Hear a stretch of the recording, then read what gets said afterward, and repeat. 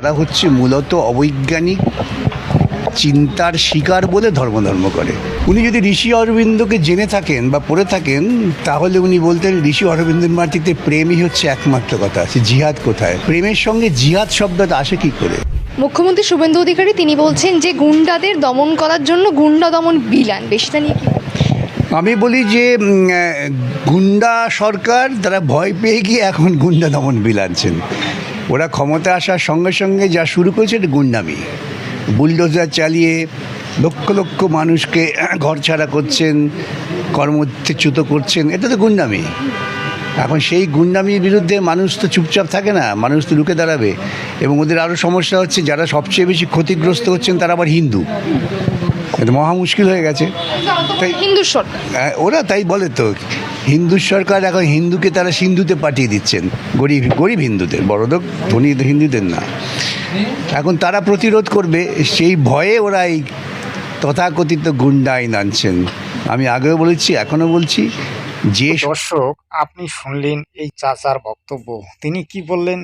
যে গুন্ডা সরকার গুন্ডা দমন বিল নিয়ে এসেছে। রাজনৈতিক কারণে তিনি কথাগুলি বলছেন। দেখুন, সব জায়গায় রাজনীতি হয় না। রাজনীতি করতে গেলে রাজনীতিটাকে জানতে হবে। এরা স্রেফ দুর্নীতি শিখেছে, কিন্তু রাজনীতি শেখেনি। রাজনীতি শব্দের যে পরিভাষা, সেটা হচ্ছে একটা নীতি নিয়ম শৃঙ্খলা। সেই নীতি নিয়ম শৃঙ্খলাকে যারা না মেনে বাংলাকে শাসন করতে চায়, শোষণ করতে চায়, তাদের অবস্থা এই রকমই হওয়া উচিত।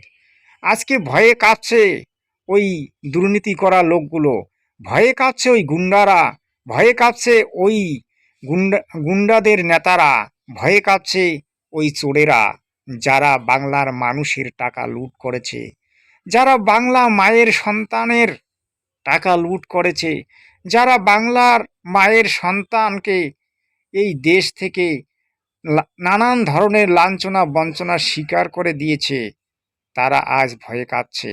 কারণ তারা যে ভুল করেছে, তারা যে দুর্নীতি করেছে, তারা যে ডাকাতি করেছে, তার শাস্তি তাকে ভুগতেই হবে। যার জন্যে আজকে এই বিজেপি সরকার নিয়ে এসেছে গুন্ডা দমন বিল। দর্শকও, আপনারা দেখেছেন বিগত যে সরকারটা ছিল, সেটা ছিল একটা চোরের সরকার। যখনই আমরা নিউজ দেখতাম, তখনই হেডলাইন ছিল, আজকে এটা চুরি হলো, কালকে ওটা চুরি হলো। কালকে কি হবে তার জন্য আগাম প্রস্তুতি থাকে, এবং মিডিয়ারা আগাম তার খবরটা দেওয়ার জন্য প্রস্তুত থাকে। কারণ চোরেদের রাজত্বকালে চুরির খবর ছাড়া আমরা কিছুই শুনতে পাইনি। আমরা যারা আজকে সোশ্যাল মিডিয়ায় কাজ করছি, আমরা এগুলি তুলে ধরার জন্যই করছি, এবং বাংলার মানুষকে আমরা জানিয়ে দিতে চাই এই চোরেদের রাজত্ব আর কতদিন থাকবে। সেই রাজত্বের অবসান হলো। এখন আমরা শান্তি পাচ্ছি, এবং এমনভাবে আমরা বর্তমানে নিউজ দিচ্ছি যে যাতে মানুষ সঠিকটা বুঝতে পারে, সঠিকটা জানতে পারে।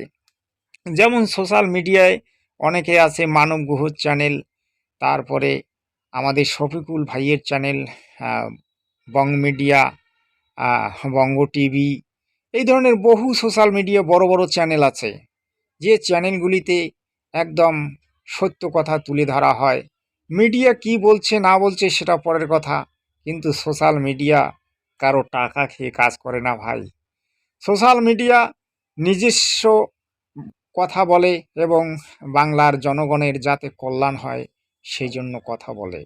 কেউ কেউ অনেকে মনে করে যে সোশ্যাল মিডিয়ায় যারা কাজ করে তাদেরকে সরকার টাকা দেয়, আমাদেরকে কেউ কখনো 1 টাকাও দেয় না ভাই। আমরা বাংলার মানুষকে সত্যটা জানাতে চাই, সত্যটা দেখাতে চাই, এই জন্যেই আমরা কিন্তু সোশ্যাল মিডিয়ায় কাজ করি। তো প্রিয় দর্শকও, এই যে আমার চাচা যে কথাগুলি বললেন, এগুলো সম্পূর্ণ মিথ্যা। কারণ মানুষ যদি অন্যায় করে, তার যদি শাস্তি ভোগ না করে, তাহলে এই দুনিয়াটা একেবারে অপশাসনে চলে যাবে, দুনিয়াটা ধ্বংস হয়ে যাবে। কারণ যখন এই পাপ বেড়ে যাবে, তখন এই দুনিয়া ধ্বংস হবে। হয় ভূমিকম্প, হয় করোনা ভাইরাসের মতো মহামারী, নয়তোবা এমন বন্যা আসবে যে পৃথিবী প্রায় ধ্বংস ধ্বংস ভাব হয়ে যাবে। তো দর্শকও, এই পৃথিবীটা টিকে আছে সাধু সন্তদের কারণে। একজন সৎ ব্যক্তি যদি এই পৃথিবীতে না থাকে, তাহলে পৃথিবী সেদিনেই শেষ হবে। এই মহামূর্খরা সেটা জানে না, কারণ মহামূর্খরা বাংলাকে একেবারে অপশাসনে, দুর্নীতিতে, গুন্ডায় ভরে দিয়েছে। আজ তাদের কথাগুলি শুনতে আমাদেরকে ঘৃণা হয়। এবং বাংলার মানুষকে আমি এটা বলতে চাই, এই গুন্ডাদের কথা থেকে দূরে থাকবেন। এই গুন্ডারা কখনো গুন্ডামি ছাড়বে না। এদের একমাত্র গুন্ডামি করাটাই পেশা। এরা কোনো দিন নিজে হাতে কাজকর্ম করে খায়নি, নিজের পরিশ্রমটাকে এরা কখনো স্বীকার করেনি। মানুষের উপর ঠকবাজি করে, মানুষের উপর দাদাগিরি করে এই গুন্ডারা খেয়েছে, যার কারণে এই গুন্ডারা কখনো ভুলতে পারবে না। কারণ কুকুরের লেজে যতই আপনি ঘি দিয়ে মালিশ করেন না কেন, আপনার কিন্তু বা ওই কুকুরের লেজটি কোনোদিনই সোজা হবে না।